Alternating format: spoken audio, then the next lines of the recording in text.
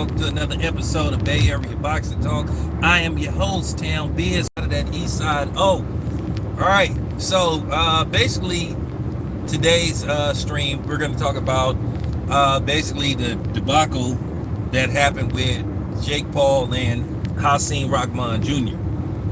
Hasim Rahman Jr., to his credit, and you got to give him, he immediately organized a press conference, basically the side of the story. Now, I got the letter of cancellation from MVP Promotions, basically talking about, according to them, why the fight was canceled.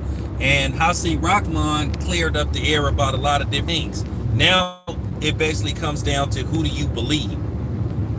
And basically, Hasim Rahman said basically it was Jake Paul's team that pulled out of the fight, that pulled the plug on the fight, and it wasn't him. So, and to me, it looked like Hasim Rahman completely exposed his team for basically the charade that they was going to try to pull, in which they are trying to continue to pull in boxing. At the end of the day, they just really don't want to fight nobody of substance. At the end of the day, you can holler about what a dude signed in a contract all you want. But at the end of the day, we all know there have been fighters who didn't make weight. They could have put a stipulation, well, you know, they'll fine them $5,000 or whatever the case may be. But it just come down to the fact that it just appeared to me Jake Paul just didn't want this fight, and he needed an excuse to pull out of this fight. I was looking at it. I was looking at him and stare downs. Him nor his brother looked confident. And from what Rahman was saying, that the commission didn't feel comfortable sending the fight at 200 on the dot. At the end of the day, they was trying to make the man come into the fight as unhealthy as possible. Like, all money ain't good money. And plus, allegedly, Hasim Rahman was only offered $250,000 by Team Paul. Keep in mind, these are the same people that's always barking about how underpaid MMA fighters is. Why not give him at least $1 million? Since you say you was going to pay Tommy Fury $2 million, why not give him $1 million? So Jake Paul is exposed on that part. Like a lot of people do, they talk the talk, they just be doing a lot of barking, but they ain't really trying to bite. But, you know, Jake Paul, I've been saying this about this dude, it doesn't seem like nothing is on the up and up with this dude. And then what I was looking at, I wouldn't be surprised if they was possibly wanting Rahman Jr. to go deep sea diving for that fight as well, so they can continue this charade. This is just a charade of Jake Paul. Yeah, he trains, he makes it look good. This is what, you know what I'm saying? Keep in mind, he's an actor. So of course, to me, this is like preparation training, like for a film. And this is just basically seem like this is some kind of documentary or something that he may be secretly filming behind the scenes. I don't know. Maybe Jake Paul is auditioning for Creed 4 or something. Maybe this is his way trying to get into Creed 4. That might be what it is. Maybe he's like, this is how I can get into Creed 4. Find my way into Creed 4 or something. Because he definitely don't seem like he trying to fight. But then this dude continues to demand that we give him respect and his propers because he's fighting real fighters. Well, it doesn't seem that you want to fight a real fighter. At the end of the day, you have told the story about Hasim Rahman just like you have told the story about Tommy Fury. You knew Tommy Fury wasn't going to be able to get a visa. Wasn't going to be more than likely to participate in this fight. Not like you would have went out of your way to make sure he got a visa. So, it is what it is with this dude. And it's a shame that he continues to get away with this stuff. Now, of course, his followers are going to buy into this stuff. But at the end of the day, nobody is scared of Jake Paul. I don't think there is no professional fighter on this earth at any weight class that is afraid of Jake Paul. I'm sorry. I just got to keep it 100. And I mean, they just continue to just play these games, and like I keep saying, I don't even know why Showtime is even bothering with this dude, trying to get us to basically sign on and solidify this dude. Because at the end of the day, I knew something was strange anyway. I think I'm gonna tell you something. This is just real talk. I think they had decided Thursday night that they was gonna pull the plug on this fight. You know how I know? Keep in mind, and I'm gonna let you guys in on a little game. Us media members, when we apply for a fight, when we apply for credentials for a fight, in all likelihood, most of the time, I'll say 95% of the time, they let us know Friday. Okay, a week before the weigh-in. Now, sometimes, depending on what's going on with the fight, it may be Saturday or Sunday. Worst case, Monday, but usually they let you know on Friday whether you've been cleared or credentialed for a fight. And on Friday, I'm looking in my email because I applied for a media credential for that fight. I was going to send somebody there.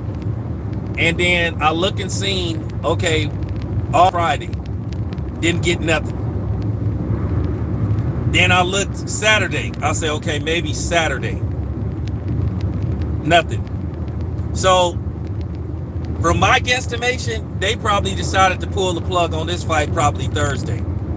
But they officially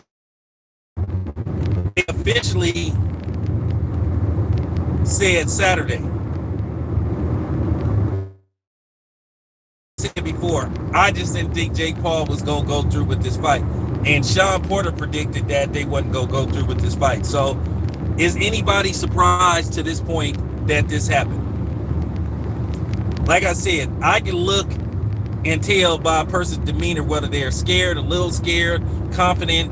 Because when you've been watching boxing for as long as me, you can tell there's a little hesitation. There's this and that. Just like when I saw the weigh-in for Floyd Mayweather and Manny Pacquiao, right in the middle of the stare down, he started to put his head down. I knew right then and there he was going to lose that fight.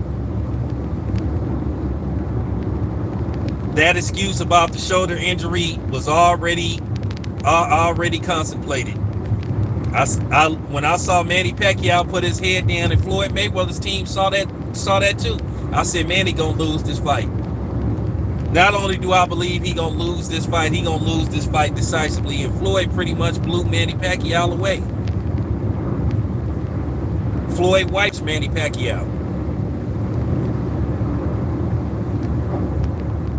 And look at that Jake Paul's demeanor. He wasn't too sure. He didn't want to go through with this fight because he thought he was gonna get slept. He thought he was gonna get seriously hurt, and he was like, I gotta find a way to get out of this fight. So probably what he's gonna do next, he'll probably find some NBA player to fight, or some washed up MMA fighter. You know what I'm saying?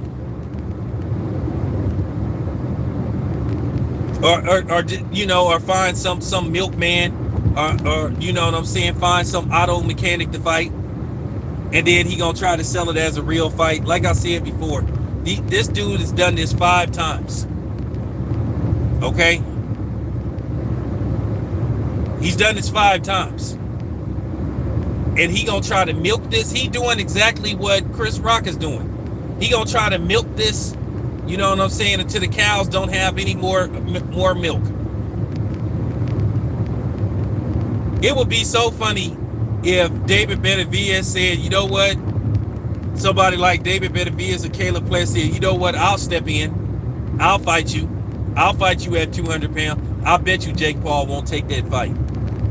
I bet you he won't. Somebody like Anthony Durrell said, you know what? Because they walk around at probably 200 pounds and said, you know what? I'll take this fight on a week's notice. How much you think Jake Paul ain't gonna take that fight?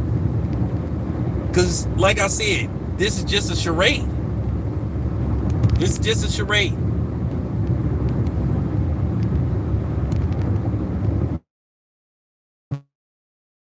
Wanted to put that out there. And, you know, in other news, they're looking at options for Danny Garcia. Like I said before, Danny Garcia ain't fighting no Tony Harrison right away. He ain't fighting nobody of that caliber right away. Just too soon. Not gonna happen. Not gonna happen.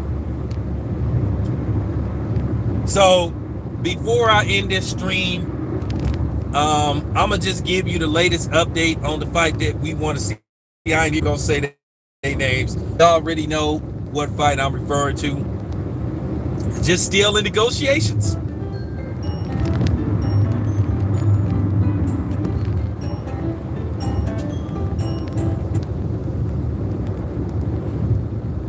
Sorry about that. Get you back later, but that's just the latest word, man.